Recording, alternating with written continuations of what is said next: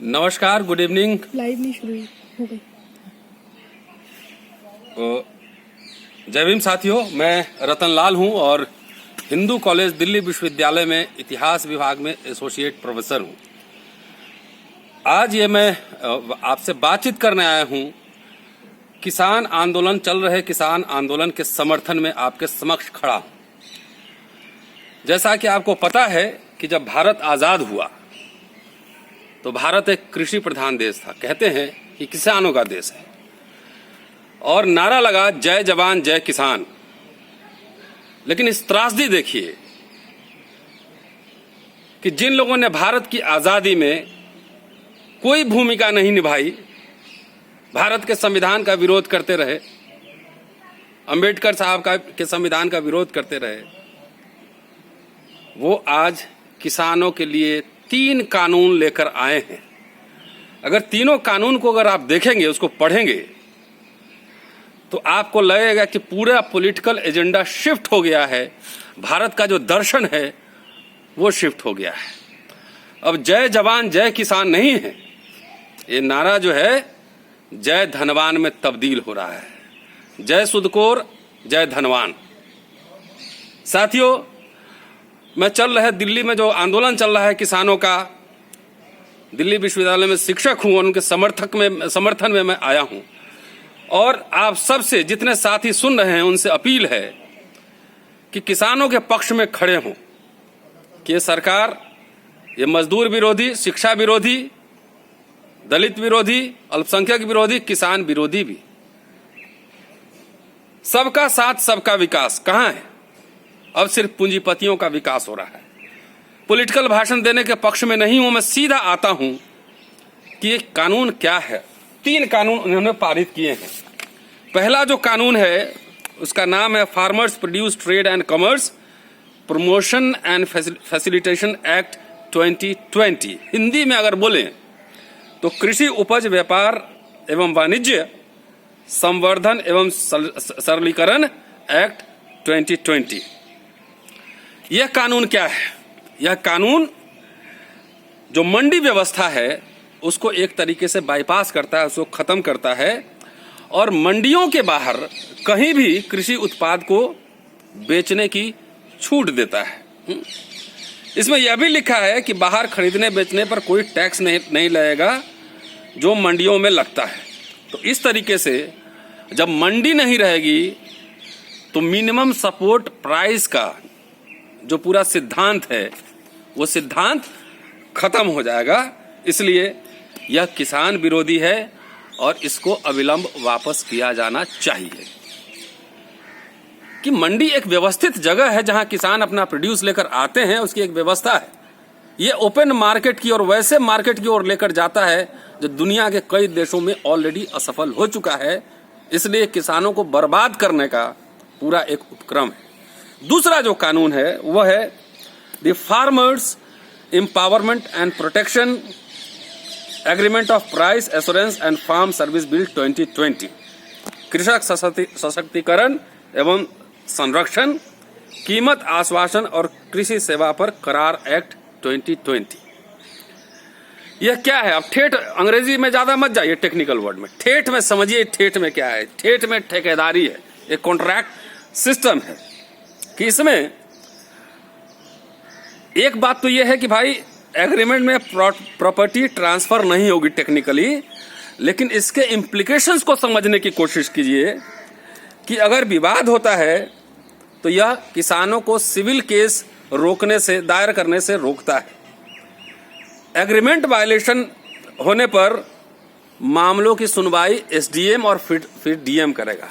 मैं बार बार अम्बेडकरनामा चला रहा हूं और ब्यूरोक्रेसी के प्रकृति के बारे में डॉक्टर अंबेडकर ने क्या क्या कहा है ये सब मैं बार बार बता रहा हूं कि ये डीएम और एसडीएम के ऑफिस में जाएगा। अगर पूंजीपति और किसान अगर आमने सामने हो तो किसके पक्ष में वो एसडीएम और डीएम फैसला देगा, हम सब ये जानते हैं। वो जाहिर है वो पूंजीपतियों के पक्ष में जाएगा।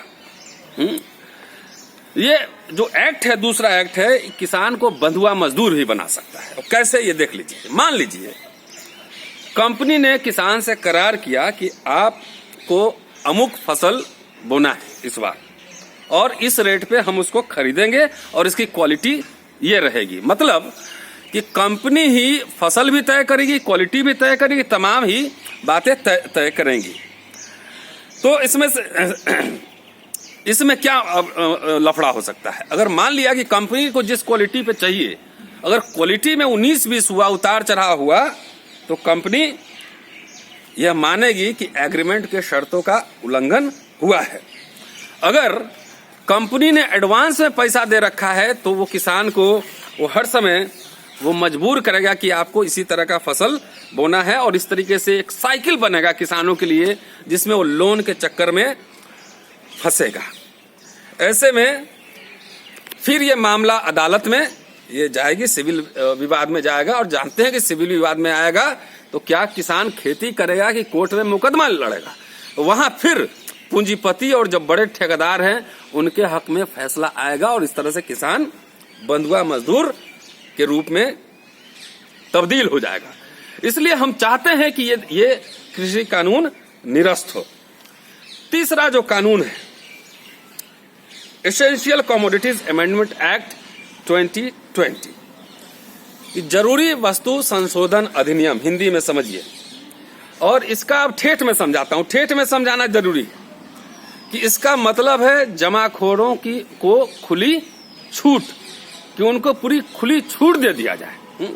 आपको पता होगा, हम लोग जब बचपन में थे तो अधिकारी जाके जमाखोरों के यहाँ छापामारी करते थे कि यहाँ पे ये ब्लैक मार्केटिंग हुआ, जमाखोरी होगा, तो जिसके खिलाफ पहले सरकारें छापा मारती थी उस जमाखोरी को ये सरकार, ये एनडीए की सरकार उसको एक कानूनी बाध्यता प्राप्त कर रही है।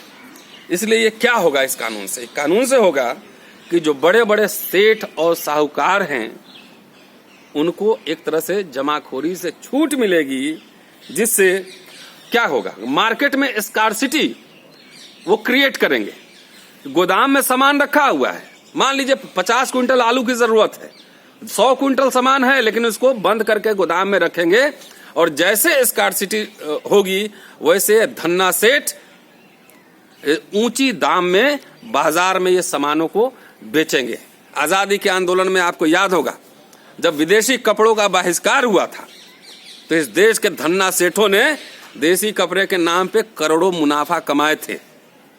तो कंपनी राज, डॉक्टर अंबेडकर जिस समय संविधान बना रहे थे, जवाहरलाल नेहरू प्रधानमंत्री थे, उस समय तक ये बात समझ में आ रही थी कि अब ब्रिटिश राज खत्म हो गया, इसका मतलब कंपनी राज खत्म हो गया।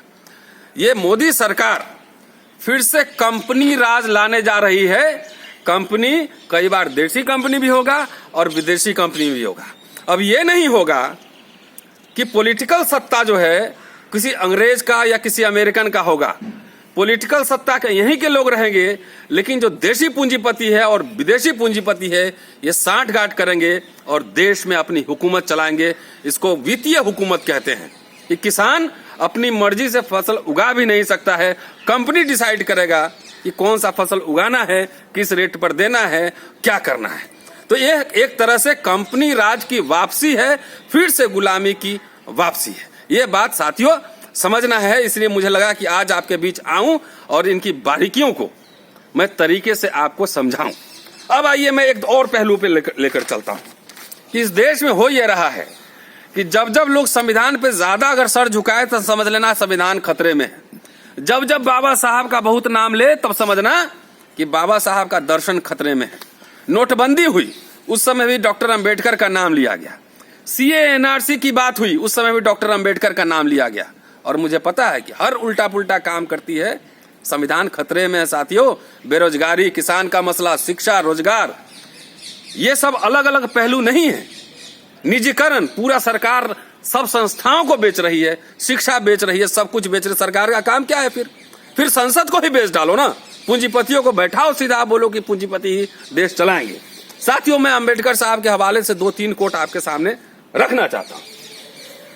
3 आर्टिकल मैंने ढूंढा है कि डॉक्टर अंबेडकर ने किसानों के बारे में क्या कहा था। 10 जनवरी 1938 को बंबई में फटेहाल किसानों के एक बड़ी सभा को डॉक्टर अंबेडकर ने लीड किया था। 1937 का विधानसभा चुनाव हो चुका था, सरकारें बन चुकी थी प्रांतीय मंडलों में, और उस समय सरकार बनने के बाद पहली बार चुनाव हुआ था विधानमंडल का। सरकार बनने के बाद डॉक्टर अंबेडकर ने हजारों की संख्या में बंबई थाना, कोलाबा, रत्नागिरी, सतारा, नासिक जैसे दूर दराज क्षेत्रों से किसान ट्रेन में और स्टीमर में बैठकर आए थे। उनके चेहरे पर थकान थी, झुलसे हुए थे, लेकिन एक तेज भी था। डॉक्टर अंबेडकर के नेतृत्व में वो किसान लड़ाई लड़ रहे थे। उसमें कई तरह के नारे लग रहे थे।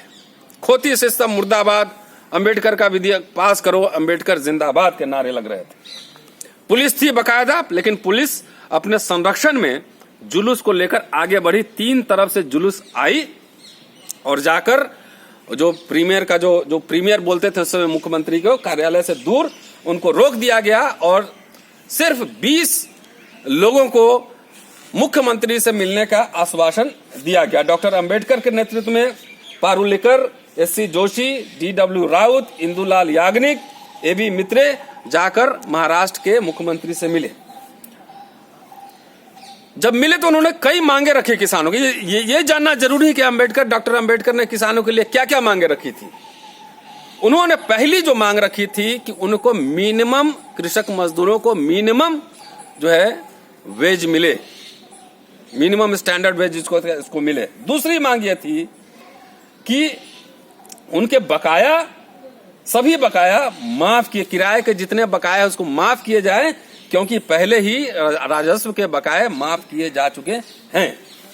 उन्होंने फिर आग्रह किया कि खोती व्यवस्था और इनामदार व्यवस्था वो खत्म किया जाए, क्योंकि ये किसान विरोधी है, और जो प्रोप्राइटरशिप है उसको खत्म किया जाए, क्योंकि वह आर्थिक रूप से फिजूल खर्ची और सामाजिक रूप से निरंकुशतावाद को बढ़ावा देता है। इसके बाद उन्होंने जो मांग रखी, उन्होंने कहा छोटे जो किसान हैं, छोटे जो जोत धारक हैं, उनके सिंचाई के जो टैक्स हैं, सिंचाई कर, उसमें 50% की कमी की जाए। ये मांग थी। 1938 की बात कर रहा हूं मैं, 10 जनवरी की। चीफ मिनिस्टर मिले उनसे। आजकल नेता हमारे मिलते नहीं, पूरी दिल्ली को छावनी बना दिया गया, सारे सड़क जाम कर दिए गए हैं। कोई प्राइम मिनिस्टर, एग्रीकल्चर मिनिस्टर मिलने के लिए तैयार नहीं। यह आजाद मुल्क है और मैं उस मुल्क की बात कर रहा हूं, उस समय भारत आजाद नहीं हुआ था। वहां भी चीफ मिनिस्टर डॉक्टर अंबेडकर और डेलीगेशन से मिले और उन्होंने आश्वासन दिया कि सरकार अपने हिसाब से काम कर रही है और अपने हिसाब से इस पर तैयारी कर रही है। वहां से मिलने के बाद नेता जो है एस्प्लेनेड मैदान में पहुंचे। वहां डॉक्टर अंबेडकर ने एक बड़ा भाषण, एक बहुत शानदार और जोशीला भाषण दिया था। लंबा भाषण है, लेकिन संक्षेप में मैं बात कहता हूं कि उस मैदान में 1938 में उन्होंने क्या भाषण दिया था। उन्होंने कहा कि दुनिया में सिर्फ 2 वर्ग हैं, एक जिनके पास कुछ भी नहीं है और एक जिनके पास है, मतलब धनी और गरीब वर्ग हैं, शोषक और शोषित वर्ग है। जो तीसरा वर्ग है वो मध्यम वर्ग है, वो छोटा सा वर्ग है। इसलिए यह बात कहते हुए उन्होंने किसानों और कामगारों को अपील किया उन्होंने कि उनकी गरीबी के क्या कारण हैं, उसके कारण को तलाश करने की कोशिश कीजिए कि उसका कारण यह है कि आप शोषकों और अमीरों के बोझ के तले दबे हुए हैं।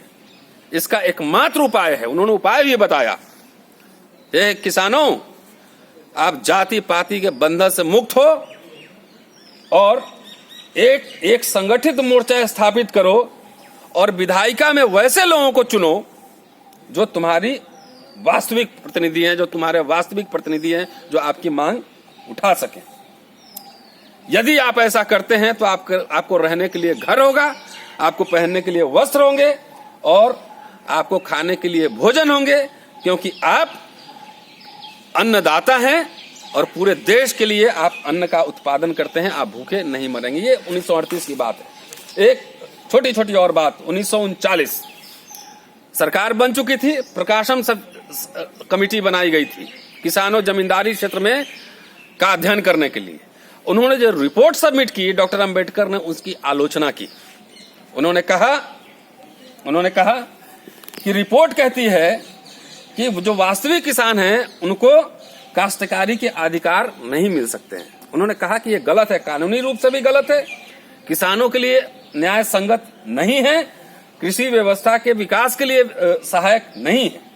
उन्होंने हवाला दिया कि पिछली शताब्दी में काश्तकारी विधान बने थे जिसमें किसानों के अधिकार सुरक्षित हो सकते हैं।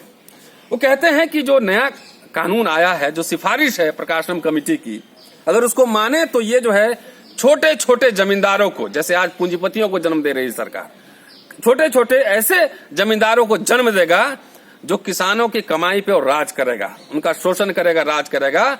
वो कहते हैं कि अगर कम लगान लगाना है, अगर कम लगान या राजस्व नियत करना है तो इसका उद्देश्य क्या होना चाहिए, समझने की बात है।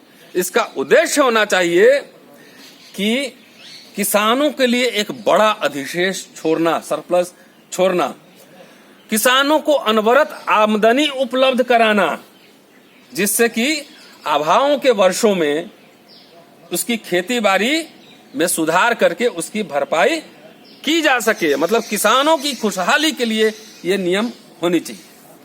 ये कहते हैं डॉक्टर अंबेडकर, उस समय वो इंडिपेंडेंट लेबर पार्टी के अध्यक्ष थे, उन्होंने प्रेस नोट जारी किया था। वो कहते हैं कि यह जो पूरा सिफारिश है किसानों के हित के विपरीत है, क्योंकि यह प्रोप्राइटर्स को वो अधिकार देती है जिससे कि किसानों के ऊपर बोझ पड़ेगा।